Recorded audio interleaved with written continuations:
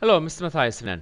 Nawr, yn y fideo ola, ni wedi dangos i chi sut i creu bwydlen ble chi'n gallu dewis allan o grŵp. Nawr, yn yr fideo hyn, ni'n mynd dangos i chi sut i defnyddio ffrwythiant VLOOKUP. Nawr, beth mae VLOOKUP yn gwneud ydy chwilio tabl am y gair a wedyn rhoi'r ateb o colofn arall. So, fan hyn, fydde fe'n edrych am BMW a wedyn rhoi'r ateb 77 i ni. Nawr, y peth cyntaf mae angen i ni gweud ydy rhoi'r tabl neu'r rhestr mewn i trefn. A'r ffordd i ni'n neud na, ni'n mynd draw i data, ar ôl i'w chyleo y tabl ac ni'n gwasgu A to Z. Mae hwn yn bwysig. Os chi ddim yn gwneud hyn, dydy e ddim yn mynd i weithio. Chi'n gallu gweld nawr mae pob peth mewn trefn wyddor. Nawr, drws nesa i'r dewis, dwi yn mynd i ysgrifennu yr ffrwythiant. Nawr, mae ffrwythiant fel fformula yn dechrau gyda hafaliad. Wedyn, dwi'n ysgrifennu VLOOKUP ac agor cronfach. Nawr, dyma y data dwi'n eisiau chwilio amdano. So mae'r data dwi'n eisiau chwilio amdano yn D4. So dwi'n clicio D4,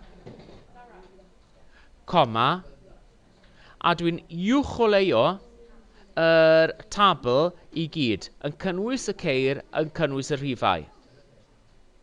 So mae hwnna yn mynd o A4 i B6.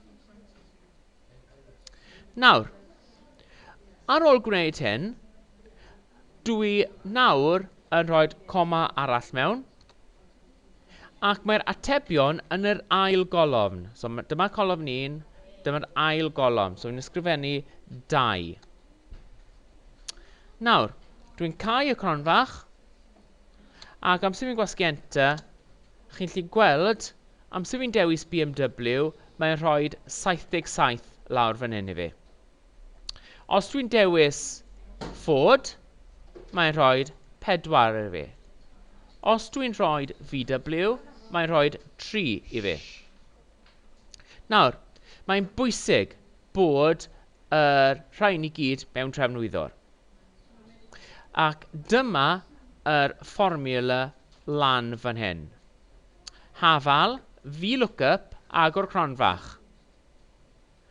Y cell ble chi'n chwilio rhywbeth, sef D4, chi'n uwcholeuo y tabl, y cynnwys y rhestr ac y data chi eisiau, a wedyn coma am yr data chi eisiau ymddangos yn y colofn 2, so chi'n rhoi colofn 2, a cloi cronfachau. Nawr, ewch ati defnyddio hwn yn eich taenau chi. Byddwch chi'n cael fwy o farciau ar gyfer eich gwaith os ydych chi'n neud e.